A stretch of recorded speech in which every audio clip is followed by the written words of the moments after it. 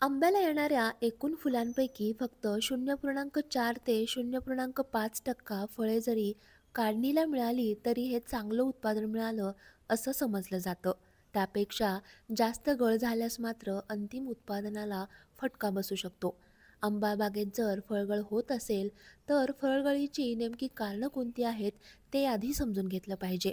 ही कारणं कोणती आहेत याचीच माहिती या व्हिडिओतून घेऊया. यावर्षी वातावरणामुळे बऱ्याच ठिकाणच्या आंबा बागांमध्ये उशिरा मोहर येण्यास सुरुवात झाली. त्यातही पॅक्लोब्युट्रोझॉल हे वाढ नियंत्रक दिलेल्या बागांमध्येही नेहमीपेक्षा 8 ते 10 दिवस उशिरा मोहर सुरू झाला. या मोहराच्या संरक्षणासाठी उपाय केले असतील तर फळांचं चांगलं सेटिंग झालं असेल, पण काही बागांमध्ये फळांचं सेटिंग कमी झाल्याचं दिसून आलंय. आंब्यामध्ये फळधारणा होण्यासाठी संयुक्त फुलेच महत्त्वाची असतात. जातीनुसार बदल असला तरी सामान्यपणे येणाऱ्या मोहरापैकी फक्त 5 ते 30% फुले ही द्विलिंगी असतात, तर उर्वरित 70 ते 95% फुले नरलिंगी असतात. द्विलिंगी फुलांपैकी काही म्हणजेच एकूण फुलांपैकी फक्त 2 ते 3% फुलांचं परागीकरण होऊन फळधारणा होते. बाकीची सर्व फुले म्हणजेच मोहर गळून जातो. हे लक्षात घेणं गरजेचं आहे. आता ही एकेका मोहरकाडीवर 10 ते 12 बाजरीच्या आकाराची फळे बागेत दिसत असली तरी त्यांची नैसर्गिकरित्या गळ होऊ शकते. याशिवाय आंबा बागेत फळगळ होण्याची अजून कोणती कारणे आहेत हे आधी समजून घेऊया. आंबा फळगळीचं पहिलं महत्त्वाचं कारण आहे ऑक्झिन इफेक्ट. ऑक्झिन हे झाडामध्येच तयार होणारं संप्रेरक आहे. यात IAA, NAA, 2,4-D यांचा समावेश होतो. विशेष करून फळधारणा झाल्यानंतर सुरुवातीला फक्त पेशी विभाजन होत असतं. ते 3 आठवड्यात पूर्ण होऊन पेशीची अपेक्षित संख्या निर्माण झाल्यानंतर फळाचा आकार वाढू शकतो. त्यानंतर काही दिवसांनी त्यात बी वाढण्यास सुरुवात होते. या वेगवेगळ्या अवस्थेत फळांमध्ये आणि फांदीमध्ये कमी अधिक प्रमाणात ऑक्झिन तयार होत असतं. फांदीच्या तुलनेत फळामध्ये जास्त ऑक्झिन असलं तर फळगळ होत नाही. फळात ऑक्झिन कमी पडल्यास त्याच्या देठाजवळ एक चीर पडते. तिला ऑब्सिशन लेयर असं म्हणतात. ही चीर पडली की फळगळ होते.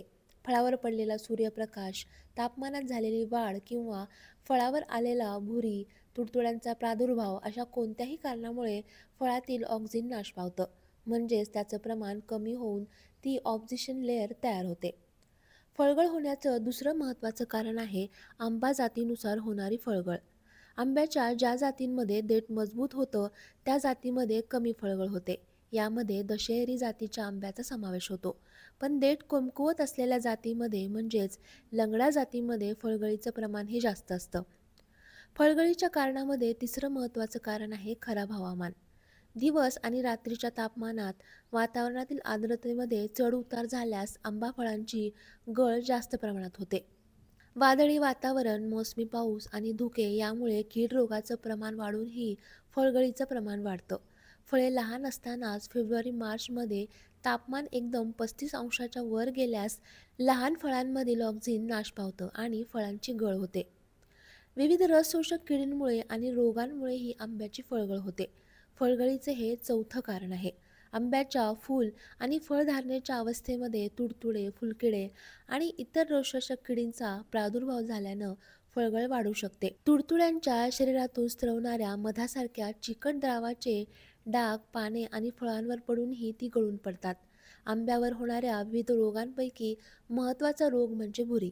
भुरी रोगासाठी ढगाळ वातावरण, धुके आणि 27 ते 31 अंश सेल्सिअस तापमान या बाबी अनुकूल आहेत. भुरीचे पांढऱ्या रंगाचे आवरण तयार झाल्यानं अविकसित मोहर आणि फळे गळून पडतात. या रोगामुळे 30 ते 90% फळांचं नुकसान होतं. करपा रोगामुळे फळाच्या देठ आणि मोहर काळा होऊन सुकतो.